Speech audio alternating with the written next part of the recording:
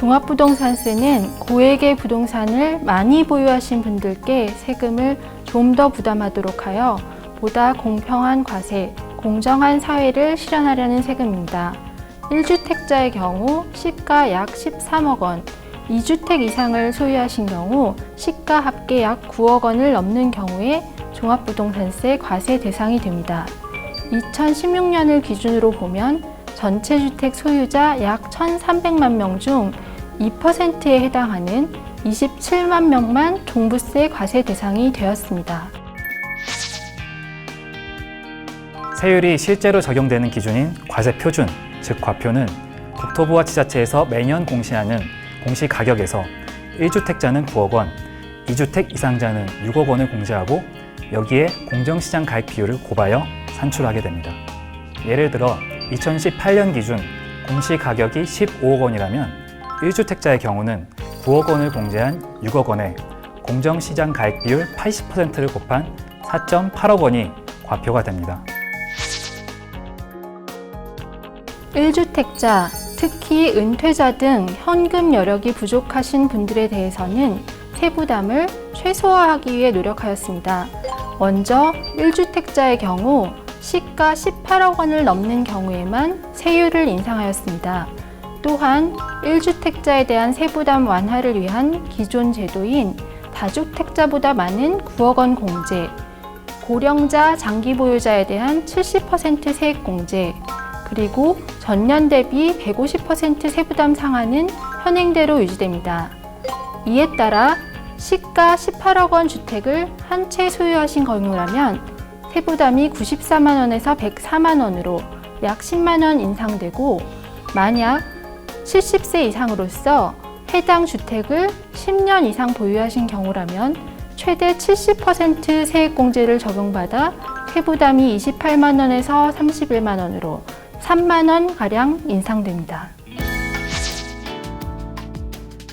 이번 대책으로 대표적으로 서울 등 조정대상 지역 2주택 또는 전국 기준 3주택 이상 보유자의 세 부담이 증가하게 되는데요. 합산시가 19억 원, 공시가격 13억 원이고 과표 6억 원인 다주택 보유자는 연간 187만 원에서 415만 원으로 연간 228만 원이 오르게 되고, 합산시가 기준 30억 원, 공시가격 21억 원이고 과표가 12억 원인 다주택 보유자는 연간 553만 원에서 1,271만 원으로 연간 717만 원이 오르게 됩니다.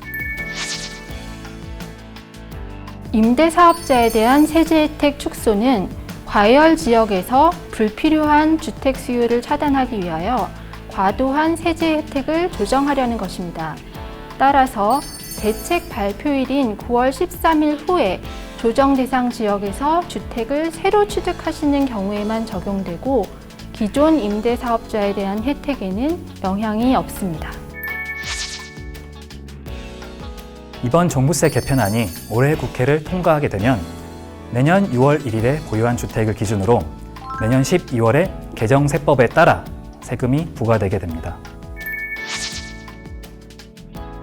주택 구입 목적 대출, 생활안정자금 대출, 주택 임대업 대출 관련 규제는 행정지도 시행일인 9월 14일 이후 신규 대출 신청분부터 적용됩니다. 다만 9월 13일 이전까지 주택 매매 계약을 체결하였고 계약금 납부 사실 등을 증명할 수 있으신 분, 금융회사로 대출 신청 접수를 완료하신 분, 기존 대출에 대해 금융회사로부터 만기 연장 통보를 받으신 분 및 이에 준하시는 분들께서는 종전 규정의 적용이 가능합니다.